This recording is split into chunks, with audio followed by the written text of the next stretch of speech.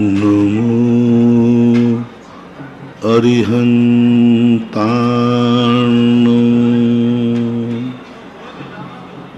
नमो सिद्धाणो नमो आयर्याणो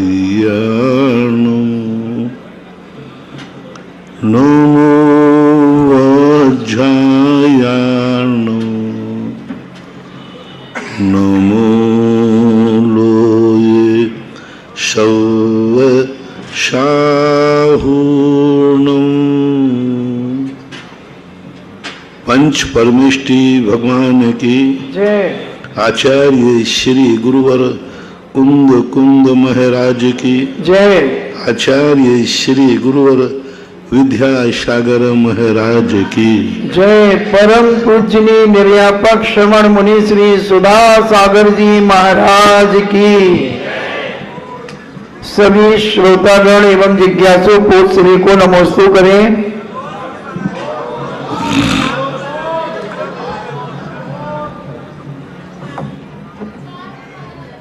पत्रकार महेंद्र जैन इंदौर से पूछते हैं, नमोस्तु गुरुदेव, विद्याधरों का निवास विजयात पर्वत ऐसा शास्त्रों में बताया है, तो महाराज जी ये विजयात पर्वत कहाँ पर है और इसकी क्या विशेषता है? भरत क्षेत्र के दो भाग हैं, वो दो भाग वो विजयार्थ पर्वत ही करता है। तो विजयार्थ पर्वत ऊपर एक बना हुआ है, पहाड़ है, ऊपर काफी लंबा चौड़ा है, उसका पूरा व्यास, ऊंचाई, लंबाई, चौड़ाई, नगरियां, पूरा का पूरा वर्णन पूज्यवर नेमिचंद महाराज ने त्रिलोक सार के अंतर्गत किया। त्रिलोक प्रणति में भी वर्णन है। तो उसका एक अपने आप में अपना आर्यखंड एक खत्म होता है, उसके बाद विजयार्थ पर्वत शुरू होता है। वहाँ के लोग यहाँ आ सकते हैं, लेकिन वो इतने पुण्यात्मा जीव हैं कि उनके दर्शन अपन को नहीं हो सकते। विजयार्थ पर्वत में पंचम काल का जीव वहाँ नहीं पहुँच सकता। ये दोनों चीज़ों की विशेषताएं हैं, पर आगम के अनुसार वह है। आज भी वहाँ से मोक्ष का दरवाजा है। वहाँ का जो वैभव है वो चतुर्थ कालीन, प्रथम चौथे काल का आदि और अंत, इसके समान वहाँ का परिवर्तन होता रहता है।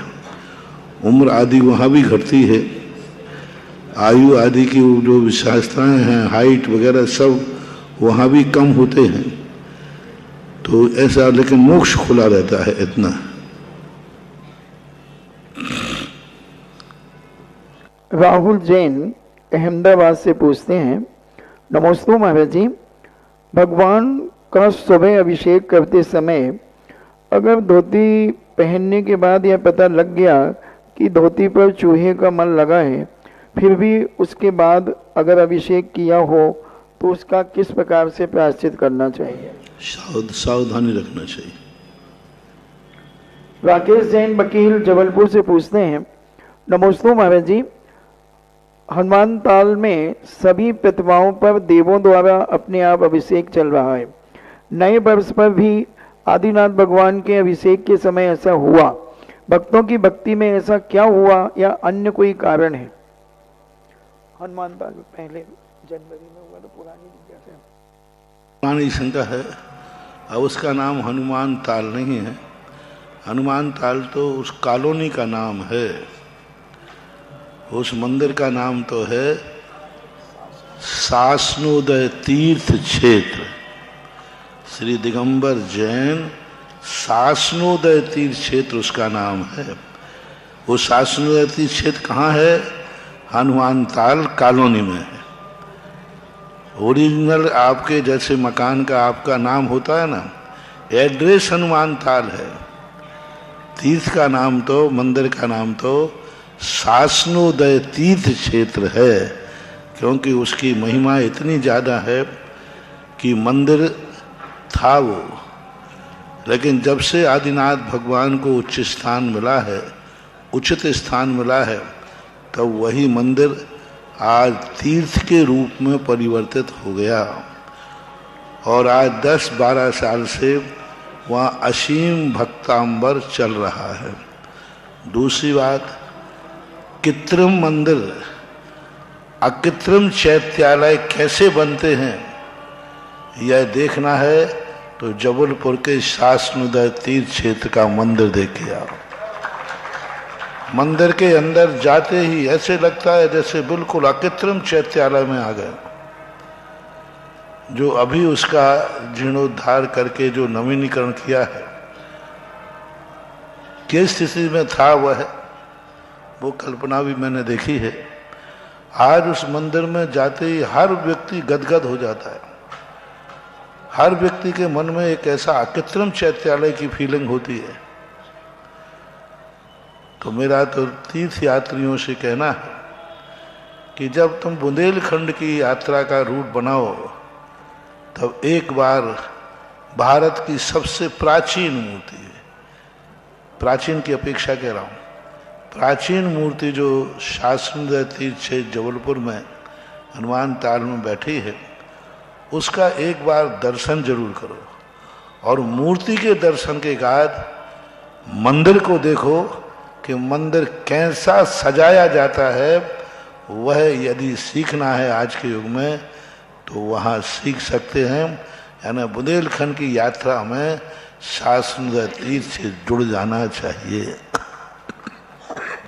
राजन जैन मेरठ से पूछते हैं, नमोस्तु गुरुदेव, अरहंत भगवान को सहस नाम में अर्धनारीश्वर कहा जाता है तो क्यों कहा जाता है? और यदि आधे द्रव्य कर्मों को जिसके कारण उन्हें अगर अर्धनारीश्वर कहा जाता है कि 4 कर्म उन्होंने नष्ट कर दिए, तो सिद्ध भगवान को क्या हम नारीश्वर कह सकते हैं? नहीं, अर्धनारीश्वर शब्द जो है अर्धनारी के अनुसार पूर्ण नारी से वहाँ मतलब नहीं है। नारी का अर्थ वहाँ स्त्री मत लो, अर्धनारीश्वर अरि शब्द है। तुम नारी शब्द यदि स्त्री से लगाते हो तो फिर तो ना तो यहाँ अरहंत में लगाओ ना सिद्धों में लगाओ। यदि अर्धनारीश्वर जो वहाँ शब्द दिया है, आधे शत्रु को जीत लिया, जैसे अर्ध चक्रवर्ती होता है, आधे कर्मों को, आधे दुश्मन को आपने जीत लिया है। अर्ध आधे नारी अरि ना, आधे अरि आपके पास नहीं है, इसलिए अर्धनारीश्वर शब्द का प्रयोग किया। यदि इस अर्थ में आप देखते हैं तो आप सिद्धों को पूर्ण नारीश्वर कह सकते हैं। पूर्ण नारीश्वर का अर्थ है संपूर्ण रूप से नहीं है जिनके अरि। पर अर्थ के अनुसार को शब्दों का ज्यादा महत्व नहीं होता, शब्द के साथ अर्थ क्या निकाला जा रहा है, अर्थ से अनर्थ नहीं हो जाए कहीं ऐसा।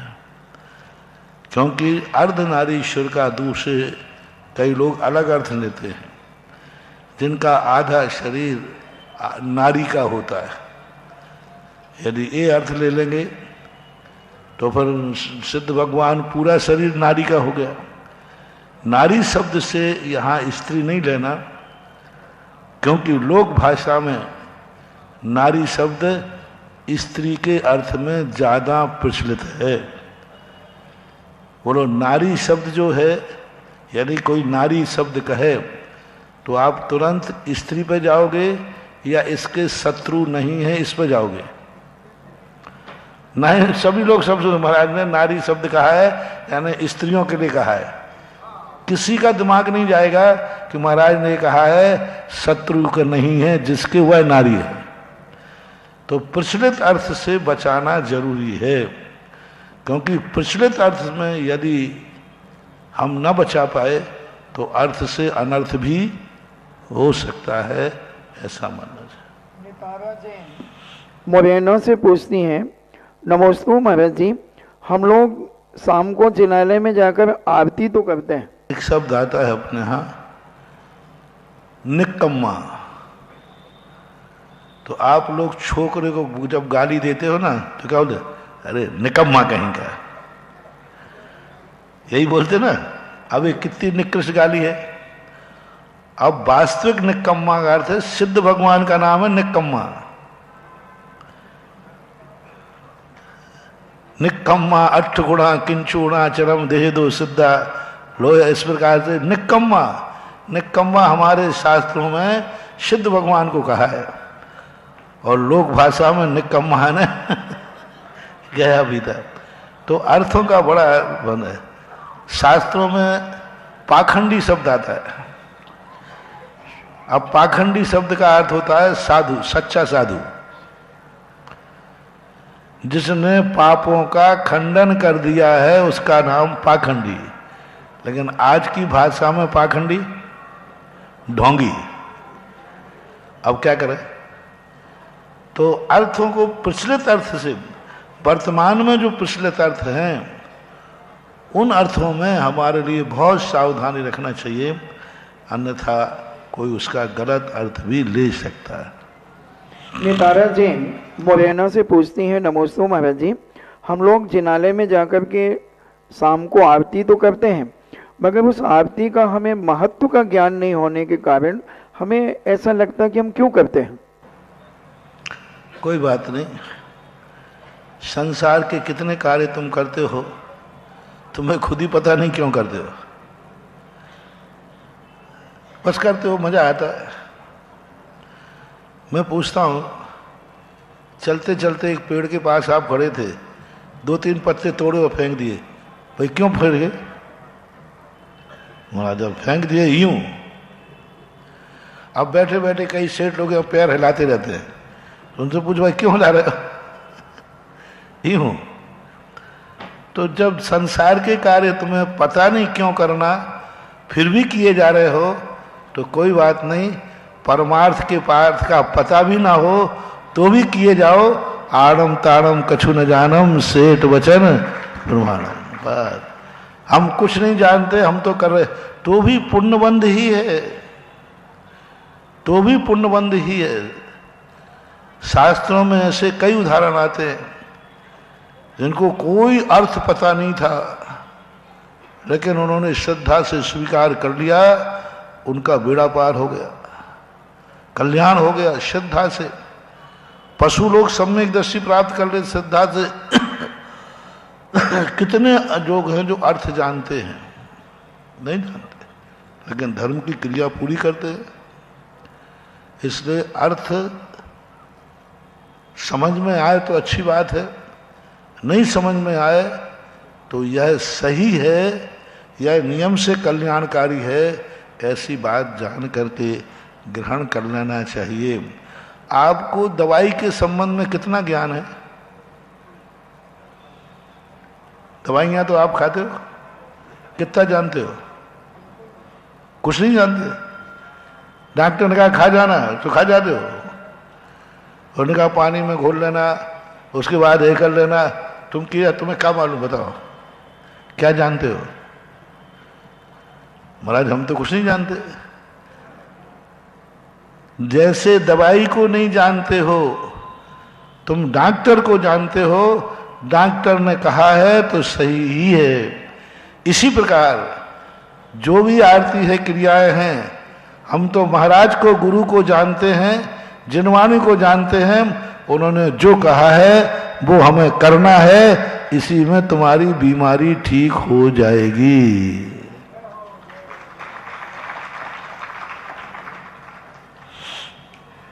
विपिन जैन मोरेना, विपिन जैन आगरा से पूछते हैं, ट्रांस जमुना से, नमोस्तु महाराज जी,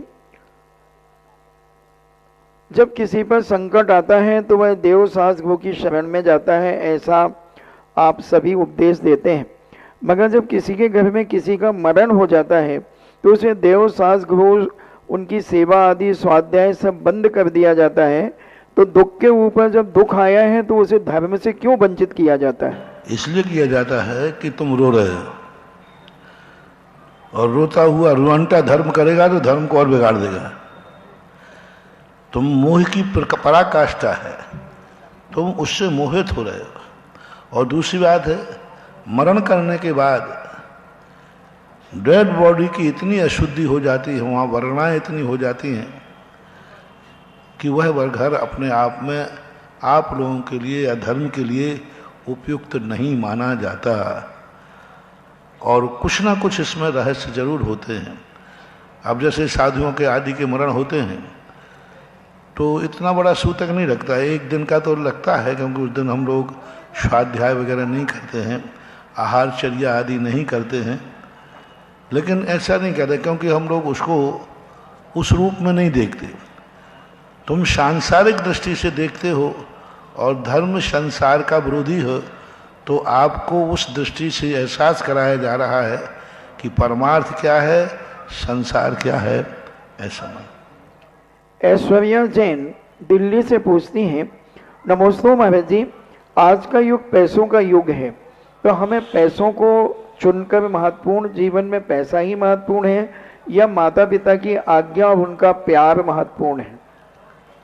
पैसा भी महत्वपूर्ण है, ही मत लगाओ। माता पिता की कोई आज्ञा नहीं होती कि तुम पैसा मत कमाओ। पैसा कमाओ खूब, लेकिन कम से कम माँ बाप को मत भूलो, इतनी औकात रखना चाहिए। तुम कैसे भी कमाओ, लेकिन धर्म मत भूलो। पैसा वह अनर्थकारी है, पैसा आने के बाद यदि हमें वो पैसा पाप के लिए, अहंकार के लिए कारण बनता है तो खतरनाक है। और पैसा यदि अच्छे के लिए बनता है तो पैसे जैसी अच्छी चीज कोई दूसरी नहीं है आज के युग में। पैसा है तो धर्म है आज के गृहस्थों में। पैसा नहीं होता तो मंदिर कैसे बनता, पैसा नहीं होता तो ये पंचकल्याणक कैसे होता, पैसा नहीं होता तो तुम्हारा धर्म भी करने लायक तुम नहीं रहते। इसलिए पैसे का बुरा मत कहो, पैसा किस दिशा में आप खर्च कर रहे हैं ये विचार नहीं। पैसा आपको किस दिशा की तरफ ले जा रहा है इस पर आपको विचार करना चाहिए। धन बुरा नहीं होता, धन बुरा हो भला कहिए, ऐसा। हर्षित जैन आगरा से पूछते हैं, नमस्ते महाराज जी, आप सभी पूज्य आचार्य परमेष्ठी आदि सभी उपदेश देते हैं कि अपनी शक्ति के अनुसार व्रत नियम आदि लेना चाहिए, मगर कोई भावुकता में आकर के आजीवन कोई नियम संयम आदि ले लेता है और उस नियम का वो पालन नहीं कर पाता, अनेक प्रकार के दोष लगते हैं, तो उसे नियम को करते रहना चाहिए या छोड़ देना चाहिए? अरे भाई, छोड़ने के बाद और उच्छृंखल हो जाओगे। अरे भाई, कुछ तो पाल रहा है हमारे यहाँ, इसलिए तो उसमें कहा कुछ तो पाल रहा है। थोड़ा बहुत तो पालेगा, ठीक है, नियम लेने के बाद थोड़ा टूट रहा, थोड़ा पल रहा। संपूर्ण तोड़ने की अपेक्षा जितना पल रहा है उतना पालो, कोई बात नहीं, चलना चाहिए। अभी बीच में करना है। कल अपन पूज्य आचार्य महाराज के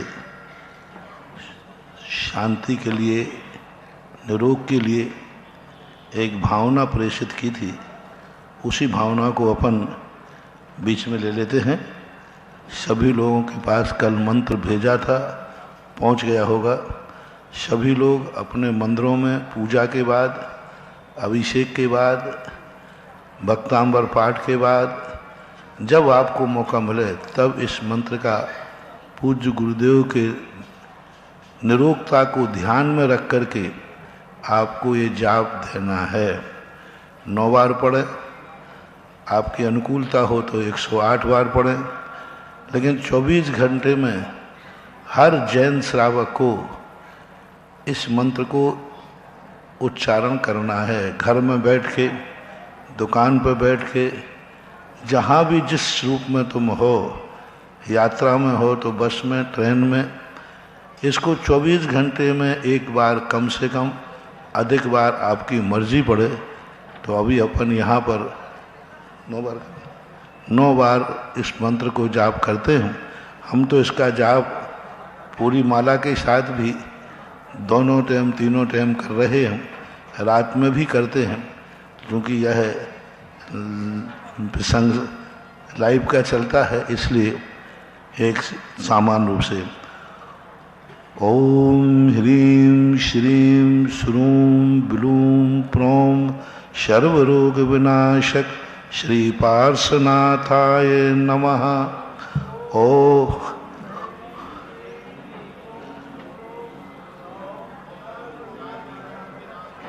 पार्श्वनाथ, पार्श्वनाथ लिखा है क्या? मोबाइल सब निकालने, मोबाइल सब मोबाइल में आ गया क्या? बहुत अच्छा, तो फिर सब लोग कर रहे हैं। हमने कहा था कि यहाँ लिख देना, सबको दिखाई पड़ेगा। कल से ध्यान। अब हम पढ़ रहे हैं, हम बता रहे हैं। आप लोग भी मन में पढ़े, महाराज बोल रहे हैं। एक बार हम पढ़ेंगे, एक बार आप पढ़ना जोर से, या मेरे साथ ही पढ़ लोगे?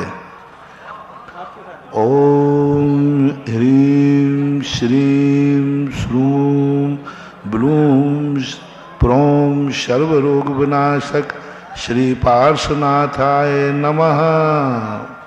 ओम ह्रीं श्रीं श्रूं ब्लूं प्रों सर्वरोग विनाशक श्री पार्श्वनाथाय नमः। ओम ह्रीं श्रीं श्रूं ब्लूं प्रों सर्वरोग विनाशक श्री पार्श्वनाथाय नमः। ओम ह्रीं श्रीं श्रूं ब्लूं प्रों सर्वरोग विनाशक श्री पार्श्वनाथाय नमः। ओम ह्रीं श्रीं श्रूं ब्लूं प्रों सर्वरोग विनाशक श्री पार्श्वनाथाय नमः। ओम ह्रीं श्रीं श्रूं ब्लूं प्रों सर्वरोग विनाशक श्री पार्श्वनाथाय नमः।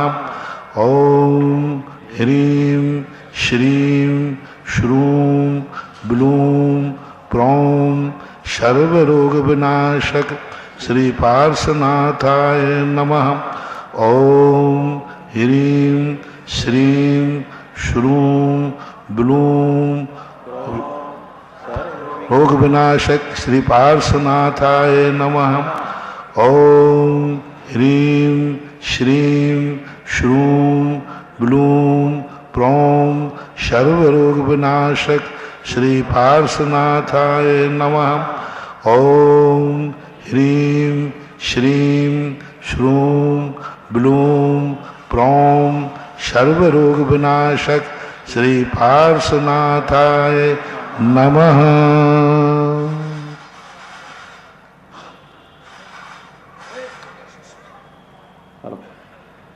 जिनवाणी चैनल, सुधा कलश चैनल, पुण्योदय चैनल और आदिनाथ चैनल के माध्यम से विश्व के 180 देशों में देखे जाने वाला ये बहुचर्चित कार्यक्रम जिज्ञा समाधान के समस्त श्रावक और श्राविकाओं की ओर से पूज्य गुरुदेव के चरणों में त्रिबार नमोस्तु प्रेषित करते हुए निवेदन करता हूँ कि हे गुरुदेव, आज हमारी जिज्ञासाओं का समाधान करके हमारा सम्यक दर्शन मजबूत करें। पूज्य गुरुदेव, नमोस्तु गुरुदेव, नमोस्तु गुरुदेव, नमोस्तु गुरुदेव। पहली जिज्ञासा के लिए हम आमंत्रित करते हैं श्रीमती अलका जैन मुंबई से, और तैयार रहेंगे श्री जिनेन जैन ललितपुर से, जो कि जिला अध्यक्ष हैं अपना दल एस व्यापार संघ के। भगवान, नमोस्तु भगवान। इक्षामि चुल्लक जी, इक्षामि चुल्लक जी, इक्षामि चुल्लक जी।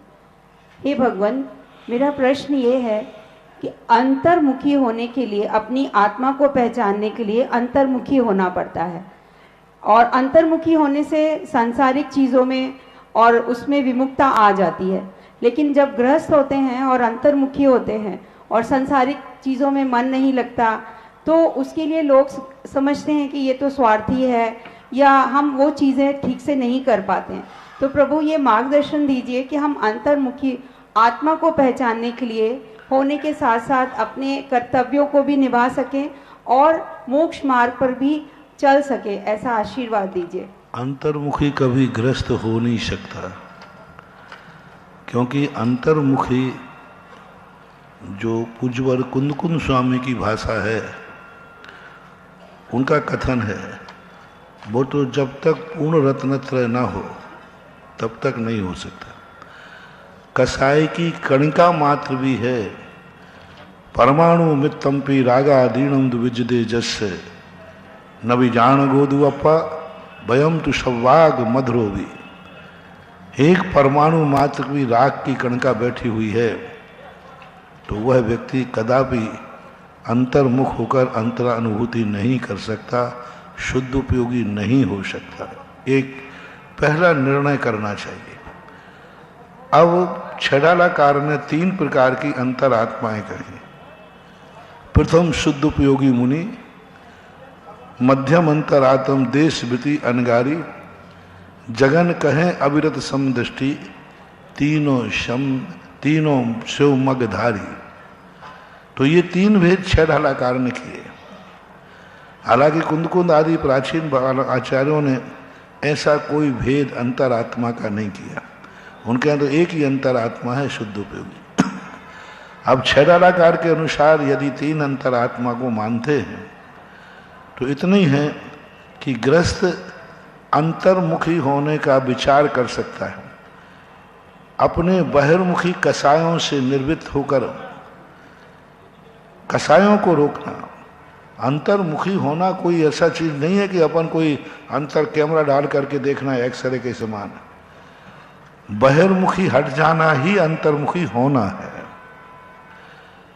बहिर्मुखी हट जाना यानी आत्मा बहिर्मुखी पर पदार्थों को जो विषय बना रही है उसको छोड़कर आत्मा को जब विषय बनाती है तो वह सब अंतर्मुखी। अविरत सम्यक दृष्टि क्या करता है? जितने भी कार्य करता है धर्म के, उन सब में एक ही बात ध्यान रखता है, मैं अंतर्मुखी होने के लिए कर रहा हूं। संसार के लिए सम्यक दृष्टि कोई कार्य नहीं करता धर्म का। संसार करता है, संसार सब करेगा, लेकिन संसार के लिए धर्म नहीं करेगा। अंतर समझना, संसार करना अलग चीज है और संसार के लिए धर्म करना अलग चीज है। तो सम्यक दृष्टि धर्म की जितनी क्रियाएं करेगा सब परमार्थ के लिए करेगा। उसके बदले में उसको संसार मिलेगा लेकिन उसका अभिप्राय नहीं। और वृत्ति जितने व्रत पालेगा कर्मों की निर्जरा के लिए पालेगा।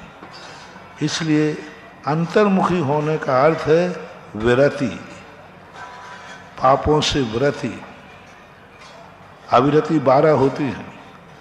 अब 12 अविरतियों में जितनी अविरति छूट जाए, अविरति 12, 6 इंद्री और 6 प्राणी, षटकाय के जीवों की आराधना जितनी हम रोकेंगे उतने हम अंतर्मुखी की तरफ जाएंगे। पंचेंद्रियों के विषयों को हम जितना रोकेंगे उतने हम अंतर्मुख जाएंगे। अंतर्मुख होने के कारण अवृत्ति कम कीजिए, असंयम कम कीजिए, संयम की तरफ बढ़िए। यही पुरुषार्थ ग्रस्त कर सकता है।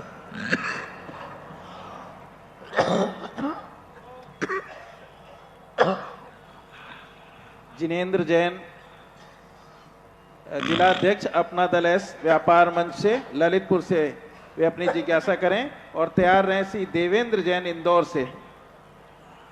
नमोस्तु मरासी, नमोस्तु मरासी, नमोस्तु मरासी। एक छामी महाराज जी, एक छामी छुल्लक जी, एक छामी। महाराज श्री, मेरा यह प्रश्न है, यह प्रश्न मेरी मामी जी का है। 16 कारण भावना और 12 भावना में क्या अंतर है? 12 भावनाएं आत्म कल्याण करने वाली हैं, संसार से निर्वृत्ति जलाती। 16 कारण भावनाओं में हमेशा भक्ति प्रधान होती है, जिसमें जगत के कल्याण की भावना होती है। 12 भावनाओं में आत्म कल्याण की भावना छुपी है और 16 कारण भावनाओं में आत्म कल्याण के साथ साथ जगत के कल्याण की भावना छुपी हुई रहती है। इस अपेक्षा से इन दोनों में भेद है। वो तीर्थंकर प्रकृति के बंध के कारण है और 12 भावनाएं संसार से निवृत्ति के कारण हैं। जब संवर और निर्जरा की बात आई तो पूज्यवर उमा स्वामी महाराज ने 12 भावनाओं को संवर और निर्जरा में रखा, 16 कारण भावनाओं को नहीं रखा। व्रत, शमिति, गुप्ति, अनुप्रेक्षा, परिचय, जय, चारित्र ही। इसी बात को पूज्यवर नेमिचंद महाराज ने द्रव्य संग्रह में भी जब संवर निर्जरा की बात कही तो उन्होंने भी 12 भावनाओं को संवर और निर्जरा में कारण कहा, लेकिन 16 कारण भावना को किसी भी आचार्य ने संवर और निर्जरा में नहीं लिया, क्योंकि वो बंध में कारण है। 16 कारण भावना से तीर्थंकर प्रकृति का बंध होता है और 12 भावनाओं से कर्मों का क्षय होता है। ये दोनों में बेसिक और महत्वपूर्ण अंतर है। गुरु भक्त देवेन जैन इंदौर से और तैयार रहेंगी श्रीमती नेहा जैन कानपुर से। मेरे आराध्य एवं इष्ट गुरुवर के पावन पुनीत चरणों में मेरे हृदय के अंतःकरण से मेरा, मेरे परिवार का, सकल दिगंबर जैन समाज इंदौर का, सकल दिगंबर जैन समाज जखौरा का त्रिवार नमोस्तु नमोस्तु नमोस्तु। गुरुवर, हम लोग मंदिर पहले भी जाते थे, पर आपने बताया कि मंदिर जाना कैसे है। हम अभिषेक पहले भी करते थे, शांति धारा पहले भी करते थे, पर आपने बताया कि करना कैसे है। यहाँ तक कि मंदिर से वापस आना, वो भी आपने बताया कि मंदिर से वापस आना कैसे है। ये तो गुरुवर परमार्थ और धार्मिक क्षेत्र हो गया। आपने सांसारिक क्षेत्र में भी हमें बताया कि ऑफिस या दुकान जाना कैसे है और वापस आना कैसे है। प्राय लोग जाते तो व्यवस्थित होके हैं, पर आते अस्त व्यस्त होकर हैं। आपने सिखाया कि हमें लौटना है तो ध्यान रखना है, व्यवस्थित होकर आना है। गुरुवर, आपने हमें कोई मंत्र नहीं दिया, पर आपसे ज्यादा मंत्र किसी ने आज तक हमें नहीं दिए। गुरुजी, आपके प्राय प्रत्येक प्रवचन में कोई ना कोई ऐसा मंत्र छिपा होता है जिसमें हम संसार में रहते हुए भी धर्म का पालन कर सकते हैं। गुरुवर, जिज्ञासा यह है, अभी कुछ दिन पूर्व आपने कहा था कि हमें देखना चाहिए कि हमारा कौन सा स्वर चल रहा है सुबह सुबह। तो सुबह से जब प्राय में देखता था नहाकर, तो आइदर लेफ्ट साइड वाला या राइट साइड वाला स्वर चलता था, पर अभी कुछ दिनों से मैं अनुभव कर रहा हूं कि नहा के जैसे ही मैं जाप देने बैठता हूं तो दोनों स्वर चलते हैं, और जैसे ही मैं ऑफिस से घर आता हूं तब मैं अनुभव करता हूं कि कोई एक सा स्वर चल रहा है। तो ऐसा क्यों गुरुवर? ये हमारे तुम्हारे हाथ में नहीं है। पहली बात है कि मैं इसलिए तुम लोगों को कोई मंत्र नहीं देता हूं और तुम्हें सारे मंत्र दे देता हूं। देता इसलिए नहीं हूं कि मुझे देने का अहंकार ना आ जाए, लेकिन इनडायरेक्ट इसलिए बता देता हूं कि तुम्हें मिल जरूर जाना चाहिए। जय हो, जय हो। मिल जाना चाहिए कैसे भी रूप में, क्योंकि वैसा देने में कर्तृत्व बुद्धि नहीं, एक अपने आप में प्रवचन के रूप में। अब देख लीजिए, अभी निमित्त बना तो इतना बड़ा तुम लाख उपाय करते, कोई मंत्र तुम आज तक मेरे से कोई ले नहीं पाया, और लो इतना बड़ा सारे जगत को पारसनाथ का मंत्र मिल गया कल से। अब वर्षों से पड़ा हुआ था ये मंत्र।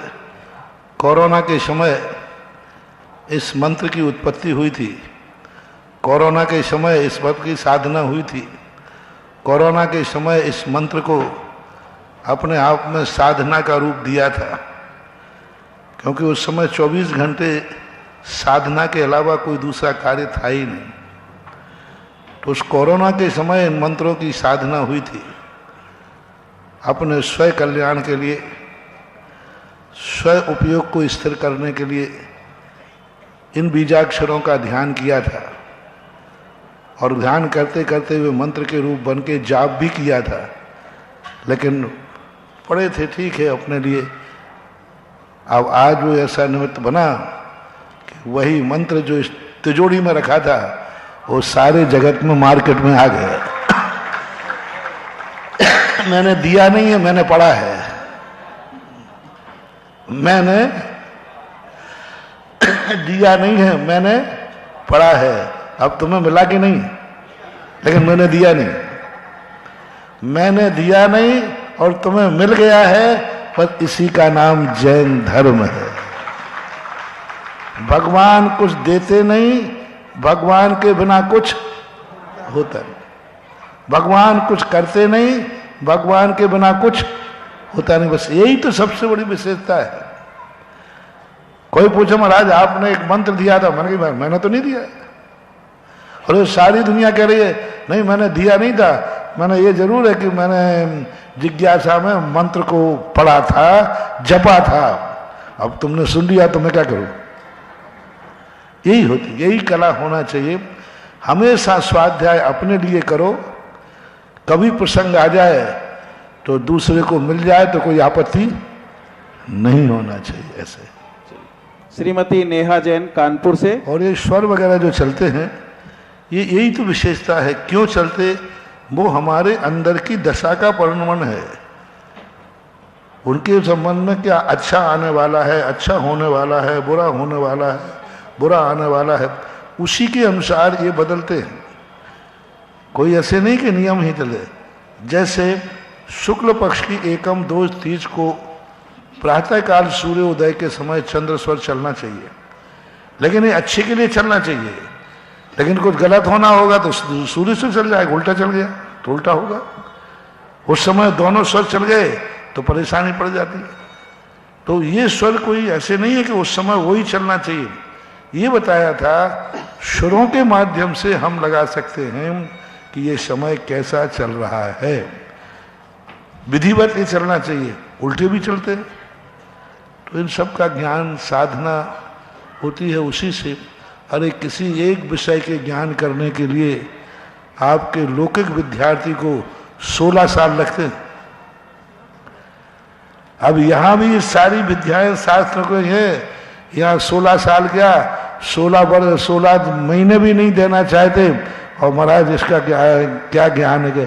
16 साल लगाए स्वर के संबंध में, वो हर चीज को जानने लग जाएगा। कालेन पच्यते विद्या। विद्या को हम जितना समय देंगे और विद्या जितनी पुरानी होगी उतनी विद्या निखार को प्राप्त होती है, उसमें अतिशय आना चालू हो जाता है। श्रीमती नेहा जैन कानपुर और तैयार रहेंगी श्रीमती नीलम जैन कन्नौज और कानपुर। मेरे जीवन को नई दिशा प्रदान करने वाले मेरे इष्ट एवं आराध्य गुरुदेव के चरणों में त्रिवार नमोस्तु नमोस्तु नमोस्तु। छुल्लक जी के चरणों में इक्षामि इक्षामि इक्षामि। महाराज जी, मेरी जिज्ञासा यह है कि मेरी सासू माँ जब भी जाप देती हैं वो सो जाती हैं और मैं उन्हें रोज टोकती हूँ। महाराज जी, ये मतलब रोज का होता है, तो मुझे अंतराय कर्म का बंध तो नहीं होता? मैं उनसे कहती हूँ कि अभी नहीं, थोड़ा सो लो फिर जाप दे लेना, तो मुझे इसमें दोष तो नहीं लगेगा? अब थोड़ा सा सामयिक के पहले सुला दो, सामयिक के समय मत सुलाओ उनको। उनको ये कह दो कि थोड़ा सामयिक के समय पहले सो लो, ठीक है। अब सामयिक में सुलाना ठीक नहीं, उनको कह लो पहले सो लो, बाद में सो लो, सामयिक को सामयिक ही करने दो।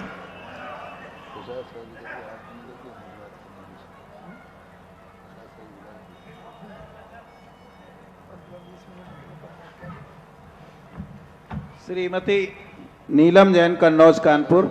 और इसके बाद तैयार रहेंगे हमारे बीच श्री राम मिलन सिंह जी, जो ओंकारेश्वर के प्रधानाचार्य हैं। नमोस्तु श्री महाराज श्री इच्छामी शुल्लक जी। महाराज श्री, हम अपनी आत्मा की अनुभूति किस प्रकार करें? आत्मा की अनुभूति के लिए पहले आत्मा की अनुभूति क्यों नहीं हो रही है, उन बाधक कारण को समझो। सूर्य का प्रकाश नहीं मिल रहा है, क्यों नहीं मिल रहा है, बाधक कारण पर समझो। बाधक कारण में हमारी क्या बनती है? हमारी कसाएं, हमारा परिग्रह, हमारा आरंभ, मोह, राग, द्वेष, ये सब बाधक कारण है। बाधक कारण को हटाओ, आत्मा की अनुभूति करने की जरूरत नहीं पड़ेगी, आत्मा की अनुभूति हो जाएगी। सूर्य के प्रकाश को हमें जानना चाहिए नहीं है, वो तो है। बादलों को हटा दो, महाराज सूर्य का प्रकाश कैसे मिटेगा? बादलों को हटा दो, प्रकाश तो उसमें भरा पड़ा है। हमारे आत्मा का विभव तो अंदर भरा पड़ा है सूर्य प्रकाश के समान।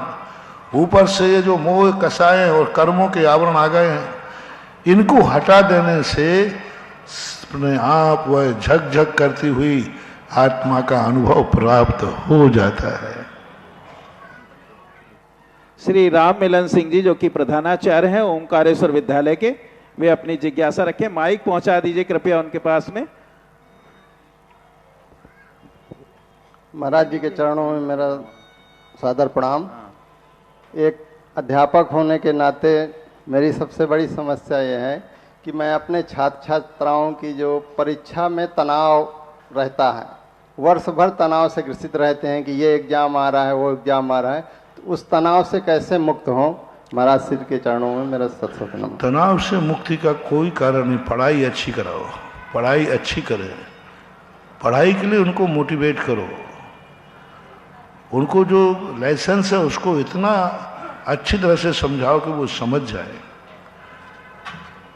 क्योंकि तनाव के लिए वो कितने ही करें, कितने मरें, कितने जिएं, कार्य तो करना ही पड़ेगा, ऐसे होने वाला नहीं है।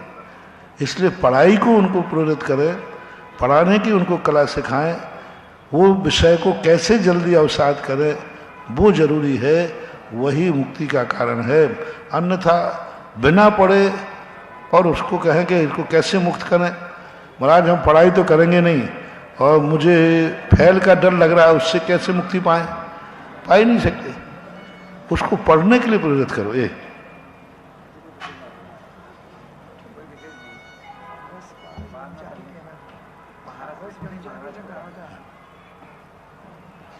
अनूप जैन आनंदपुरी और तैयार रहेंगी कुमारी आयुषी जैन कानपुर।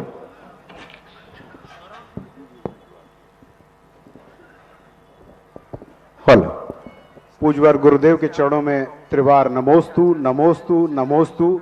पूज्य छुल्लक जी के चरणों में त्रिवार इक्षामि इक्षामि इक्षामि। पूज्य गुरुदेव, आपके बहुत उपकार इस कानपुर जय समाज पर आज हो गए। आज ये पंच कल्याणक यहाँ पर जो शुरू हुआ उसके लिए बहुत बहुत पूरा कानपुर जैन समाज आपका आभार व्यक्त करता है। सभी लोग करतल ध्वनि से आभार व्यक्त करेंगे। हम लोग धन्य हो गए गुरुवर, आपके चरण पुनः एक बार कानपुर में पड़े और एक पंच कल्याणक हुआ।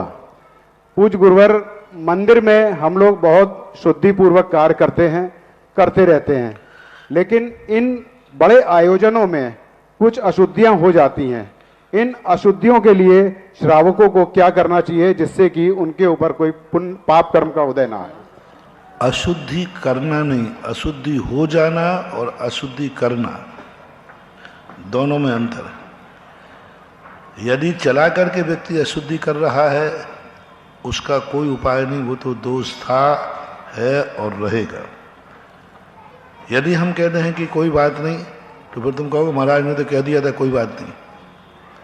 ऐसा नहीं है। अशुद्धि करना नहीं, हमें पता ही नहीं है फिर भी अशुद्ध का हो जाती है, उसी के लिए जाप बैठाला जाता है। ये जाप काय के लिए होता है? इसका मूल यही कारण होता है बाधाओं का निवारण। किसी प्रकार की कमी रह जाए उसका नहीं, लेकिन उस कौन सी कमी? अबुद्धिपूर्वक वाली, बुद्धिपूर्वक वाली नहीं। अबुद्धिपूर्वक वाली कोई कमी हो जाए उसके लिए जाप होता है। चला करके कोई व्यक्ति अशुद्धि करे उसका कोई जाप नहीं है, कोई प्रावधान नहीं है, वो तो दोष था, है और रहेगा, ऐसा मानना। तैयार रहेंगी कुमारी आयुषी जैन, तैयार रहेंगी डॉली जैन। नमोस्तु महाराज श्री, इक्षामी महाराज श्री। महाराज श्री, मोबाइल, आजकल जो मोबाइल है उससे हम सब कुछ कर सकते हैं, मीटिंग कर सकते हैं, न्यूज़ पढ़ सकते हैं, और जो हमारी जनरेशन के बच्चे होते हैं वो सुबह उठ के अगर फ्रेश होने भी जाते हैं तो अपना फ़ोन अपने साथ लेके जाते हैं। तो महाराज श्री, फिर वही फ़ोन वो मंदिर जी में जब जाते हैं दर्शन करने तो लेकर जाते हैं, खाना खाते हैं तो थाली के बगल में रखा रहता है। इससे हमारी दिन प्रतिदिन की ऊर्जा पे क्या प्रभाव पड़ता है? बहुत बड़ा प्रभाव पड़ता है, बहुत बड़ा प्रभाव। यदि कोई भी चीज़ को हम 24 घंटे अपने साथ जोड़ लेंगे तो समझ लेना चाहिए उससे दूसरी कोई भी वस्तु सफल नहीं होगी। धर्म को भी यदि आप 24 घंटे जोड़ लेंगे तो आप गृहस्थी में सफल नहीं हो पाएंगे, क्योंकि आप गृहस्थ हैं। कर्म को यदि 24 घंटे जोड़ लेंगे आप सफल नहीं हो पाएंगे। कोई भी चीज है उसका समय निश्चित होना चाहिए, परिमाण होना चाहिए। इस समय हम भोजन करते हैं तो हम भोजन ही करेंगे, उस समय फोन की तरफ उपयोग जाना भोजन का अनादर है, भोजन तुम्हें अभिशाप देगा। आज भोजन लोगों को क्यों नहीं पच रहा है? क्यों भोजन करते हुए नाना प्रकार की बीमारी हो रही है? क्योंकि भोजन अभिशप्त हो रहा है, भोजन में उपयोग है ही नहीं। 90% लोग आज भोजन करते हैं, सामने टीवी चालू रहता है, टीवी चालू रहता है और आप देखते जाते। आपका उपयोग भोजन की तरफ है कि टीवी पर? तो भोजन का अपमान है। वो नकारात्मक ऊर्जा देता है। पुद्गल भी, मैंने एक बार कहा था, ये पुद्गल भी हमारे लिए अभिशाप देता है, ये पुद्गल भी हमें वरदान देता है। पूज्यवर उमा स्वामी महाराज ने बंध के कारणों में जीवाधिकरण कहा। अजीब से भी हमें बंध होगा, हमने अजीब के साथ क्या व्यवहार किया है। तो इस प्रकार से कोई भी अजीब हो, तुमने उसके साथ तुम्हारा भाव क्या था, इसको आपने इतने गुस्से से तोड़ डालो, इसको मिटा दो, तो आपको वही पाप लगेगा जिसने किसी व्यक्ति ने हत्या की है। इसको जिंदा नहीं रहना चाहिए, मार डालो। तुमने कहा ये पेंसिल साबुत नहीं रहना, तोड़ दो, जला दो। उस समय कर्मबंध वही हो रहा है जितना कि व्यक्ति एक बार। तो उपयोग में लाते समय हम उसके साथ व्यवहार बड़ी नम्रता से करें, बड़ी विनम्रता से करें, उसका आभार मानते हुए करें। तो भोजन करते समय यदि आपका मोबाइल टीवी चल रहा है, आपको ऐसी बीमारी होगी कि आप खाने की स्थिति में भी नहीं रहेंगे, वो भोजन आपको पचेगा ही नहीं। और भवांतर में ऐसा होगा कि आप एक एक दाने को मोहताज हो जाएंगे, क्योंकि जो तुम्हें प्राण दे रहा है, जो तुम्हें जिंदगी दे रहा है, जिससे तुम्हें जिंदा रहना है, उसके लिए आपके पास कोई समय नहीं। आपका अब भोजन में भोजन महत्वपूर्ण है कि टीवी? दो में से एक बताओ। यदि टीवी नहीं भी चलेगा तो जिंदा रहोगे कि नहीं? और टीवी ले लो तुम, भोजन बंद कर दो। तो भोजन इतना महत्वपूर्ण होकर के भी भोजन उस समय एकाग्र होकर, सब विकल्प छोड़ करके, इसलिए हमारे शास्त्रों में भोजन करते समय मौन कहा है। क्यों कहा? जिससे तुम्हारा पूरा उपयोग भोजन में रहे। उपयोग पूर्वक करना चाहिए भोजन। मोबाइल बंद, सब कुछ बंद रखना चाहिए। हर चीज का लिमिट करो, किस समय क्या करना है, हम उस समय ही बात करेंगे, हम उस समय ही चर्चा करेंगे। व्यापार करेंगे, समय निश्चित कर दो। परिवार के साथ रहेंगे, वो समय निश्चित कर दो, ये समय मेरे परिवार के लिए फिक्स है। भरत चक्रवर्ती इतना बड़ा संसारी होकर के, बात उसका हर समय फिक्स था। यह समय इसके लिए नियुक्त है, सब कार्यों से निवृत्त है, कोई विकल्प नहीं, मन में भी विकल्प नहीं। इस समय मेरा भाव राजनीति करना है तो वो राजनीति करता था, मंदिर धर्म कर्म सब बंद।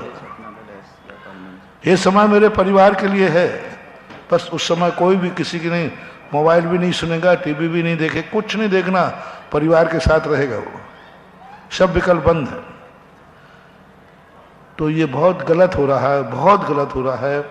सारा जो अपना एनर्जी पावर है वो सब डाउन होता जा रहा है।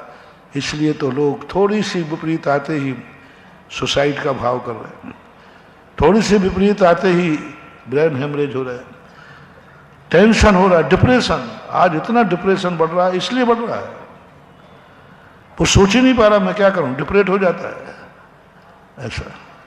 श्रीमती डॉली जैन और तैयार रहेंगी श्रीमती सरिता जैन, रतनलाल नगर, कानपुर। नमोस्तु महाराज जी, इच्छा भी महाराज जी। महाराज जी, आज पंच कल्याणक का पहला दिन है और आज जो घट यात्रा हुई थी उसी के बारे में मेरी जिज्ञासा है कि पंच कल्याणक में घट यात्रा का क्या महत्व है।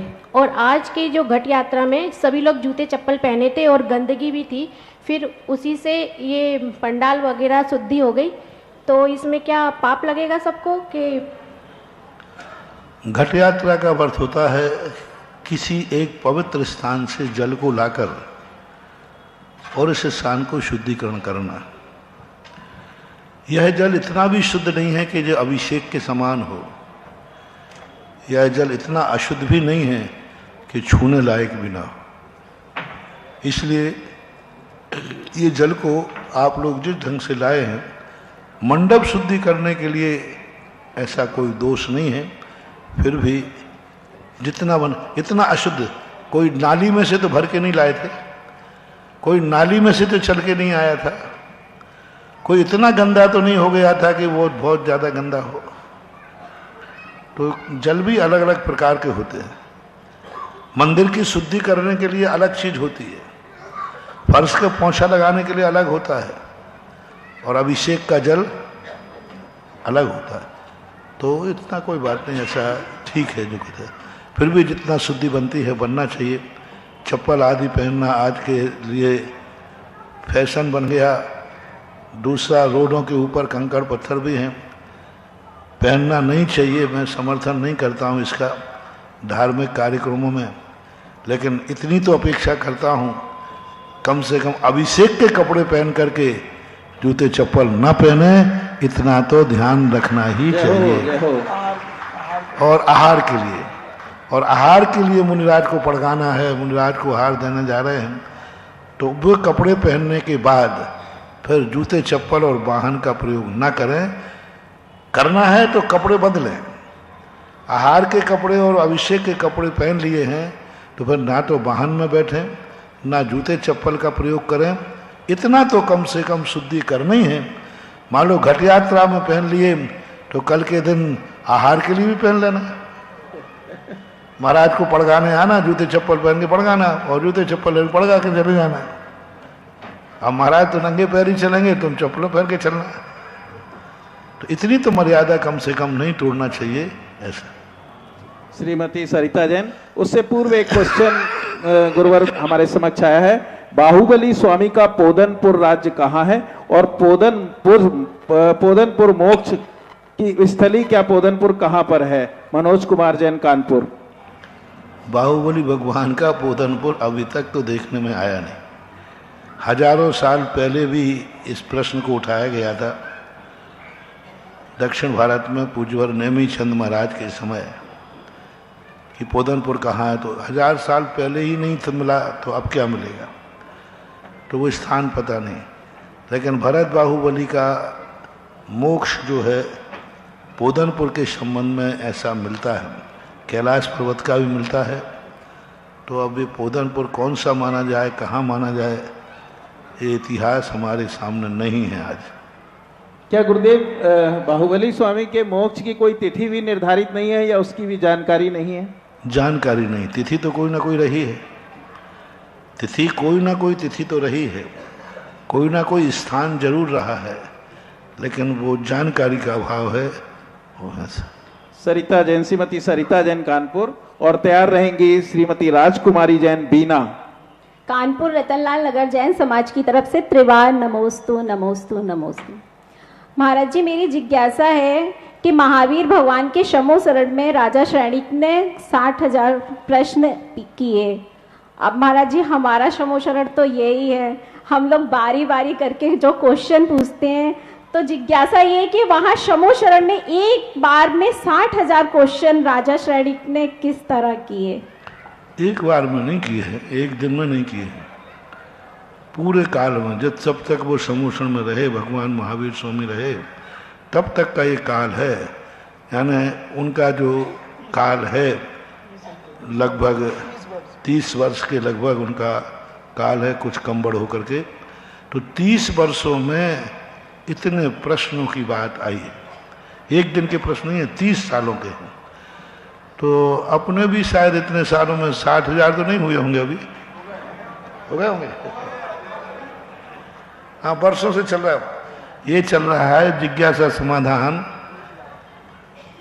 86 द्वारा यहाँ मुंगावली में 88 थोबन जी के चतुर्मास के बाद। थोबन जी चतुर्मास हुआ था पूज्यवर गुरुदेव के साथ में। उसके बाद जो पहला चतुर्मास था मुंगावली में, पहला ये लाइव नहीं था उस समय, मुंगावली में था। तो मुंगावली में आचार्य भक्ति के बाद प्रश्न उत्तर माला शुरू हुई थी। मुंगावली में ऊपर वैद्य जी का मंदिर है, एक बड़ा मंदिर है, उसकी छत पर बैठते थे और उस समय बैठ करके सब लोग ऐसे ही प्रश्न करते थे और जवाब लगभग 1988 से चल रहा है। 26 साल हो गए। अब 26 साल में एक दिन के कितने प्रश्न मान रहे? 36 साल, 36। 1988 से चल रहा है प्रश्नों का। फिर बाद में अशोक नगर में उसका और बड़ा रूप लग गया। पर इतनी पब्लिक आने लगी कि प्रवचनों से भी ज्यादा अशोक नगर वगैरह में जिज्ञासा समाधान होता था। बहुत अच्छे लोग, बड़े प्रश्न सैद्धांतिक, जौहरी लाल जी गुरु जी करके माने जाते थे। वो जौहरी लाल जी खूब प्रश्न करते थे। तो वहाँ से फिर वो बढ़ते रहा हमेशा ही। माइक लगाओ या न लगाओ, जिज्ञासा समाधान तो चलता रहा है, चलता रहेगा। अब तो माइक लगा दो चाहे वीडियो लगा दो, ये तुम्हारी मर्जी। मैं इससे प्रभावित होने वाला नहीं। ये सब माइक हटा दो तो भी जिज्ञासा चलेगी, और 1000 और लगा दो तो भी जिज्ञासा चलती रही है। लॉकडाउन में भी चलती रहे, चलते फिर भी चलते रहते थे। तो ये उसमें तो अब कितने प्रश्न मान लो, एक दिन के 25-50 मान लो, और क्या। अब आप हैं 1,87,000 हो गए। एक दिन के 20 माने तो यदि 20 माने तो अभी तक के प्रश्न 1,87,000। 87,000। अरे अपन तो 60,000 से आगे निकल गए।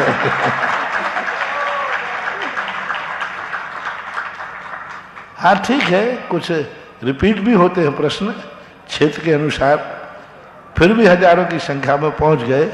ऐसे उनके अपने 36 साल हुआ, उनके वो 30 साल में 60,000 प्रश्न थे, ऐसा मानना चाहिए। श्रीमती राजकुमारी जैन बीना, और तैयार रहेंगे श्री सनत कुमार जैन बीना।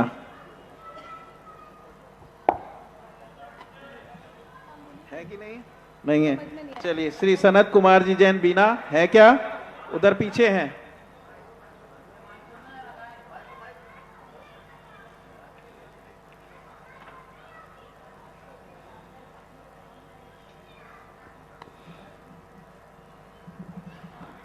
समस्त बीना वासियों की तरफ से गुरुदेव को त्रिवार नमोस्तु, शुल्लक जी को इच्छामी इच्छामी इच्छामी।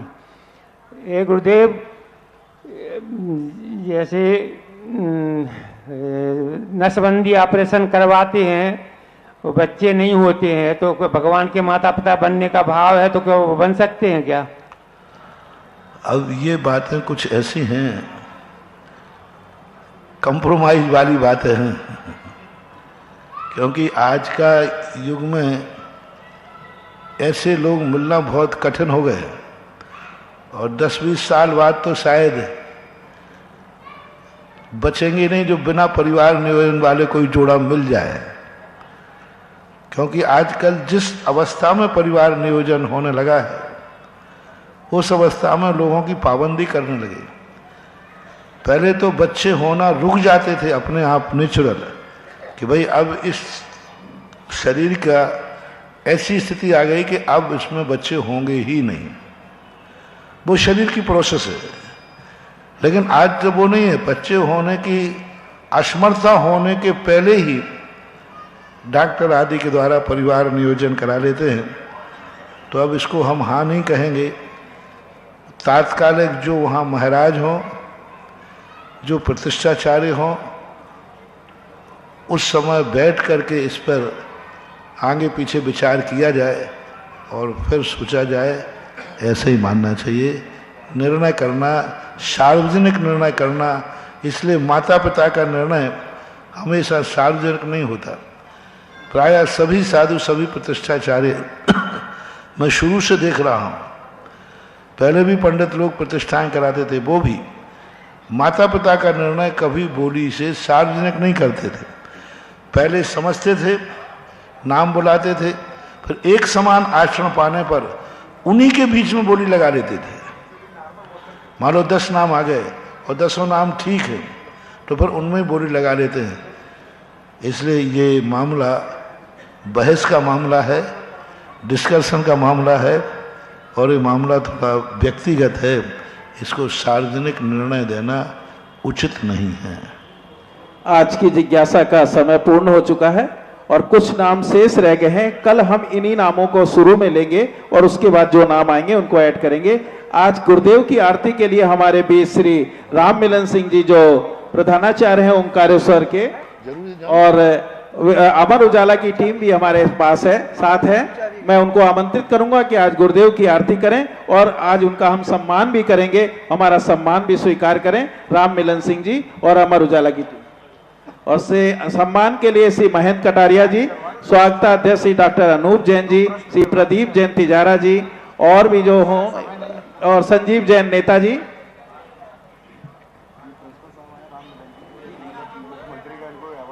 अच्छा, आरती की बोली लेना है। चलिए, एक आरती ललितपुर से जो हमारे जिनेंद्र जैन जी आए हुए हैं, जिला अध्यक्ष हैं अपना दल एसके, मैं उन्हें भी आमंत्रित करता हूं कि वे भी आरती के लिए आए।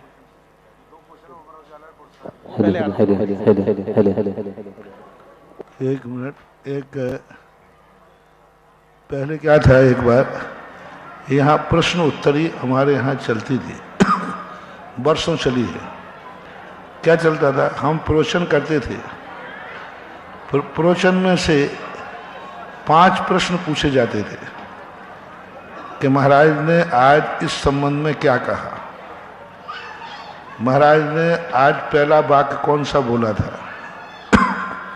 इस पर जाकर के प्रश्न होते थे और ये शायद ललितपुर से शुरू हुए थे, ललितपुर से कहीं शुरू हुए थे, राजस्थान तक चलते गए।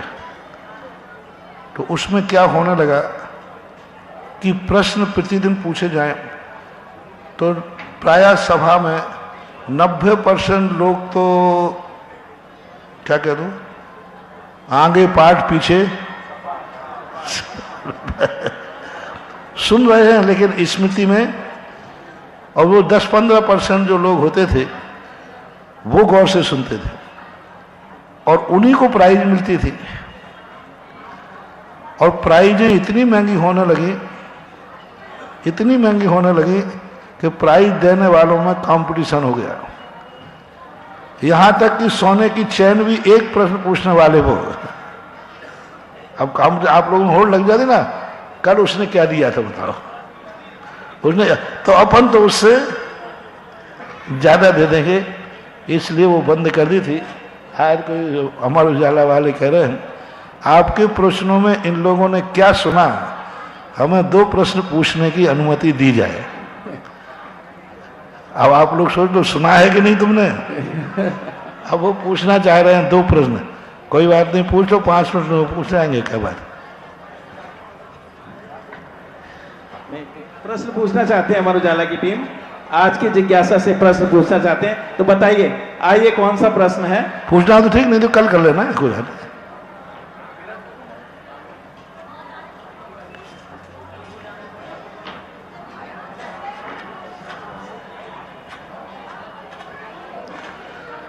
कल सुबह भी प्रश्न, इनका कहा कल सुबह भी प्रवचन जब होंगे उनमें से कोई 2 प्रश्न पूछेंगे, तो कल गौर से सुनना। चलो गुरुदेव कल से करेंगे प्रश्न ये। ठीक है, ठीक है, चलो। कल सुबह के प्रवचन के बाद 2 प्रश्न पूछ लिया था। प्रवचन के बाद प्रातः 2 प्रश्न अमर उजाला की टीम से पूछे जाएंगे, यहाँ पर उपस्थित जितने भी सज्जन हैं, और ये अपनी तरफ से पारितोषिक भी देंगे, लेकिन पारितोषिक के लिए नहीं, आपको प्रवचनों को सुनना है, गुरुदेव क्या कहते हैं और उसका जवाब इनके क्वेश्चन का देना है। चलिए, आरती के लिए राम मिलन सिंह जी जो हमारे बीच उपस्थित हैं, बहुत बहुत आभार और अभिनंदन उनका हमारी कमेटी की ओर से। आरती नीचे से करेंगे, कोई भी मंच पे नहीं आएगा, और सम्मान के लिए को पुनः आमंत्रित करूंगा। और ये इतने वरिष्ठ शिक्षक हैं कि इनको मुख्यमंत्री से अवार्ड भी मिल चुका है राम मिलन सिंह जी को, और जिस विद्यालय के ये प्रधानाचार्य हैं उस विद्यालय का बहुत नाम है कानपुर के अंदर में। चलिए आरती चालू करेंगे। शिरोमणि आचार्य गुरुदेव शिक्षण विद्यासागर जी महामुनिराज की, नियामक श्रवण पद्म से 108 सुधा सागर जी महाराज की।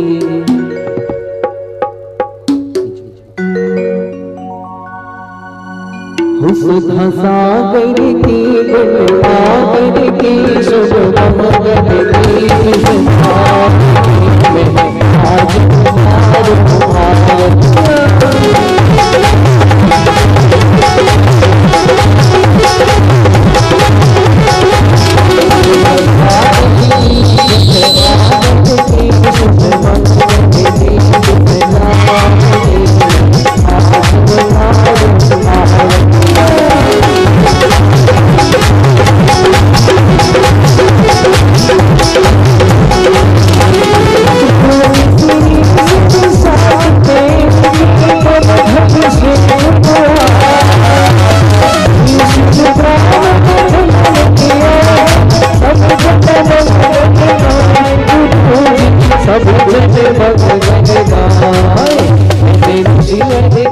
ऐसे मनी मन की आरती बारंबार हो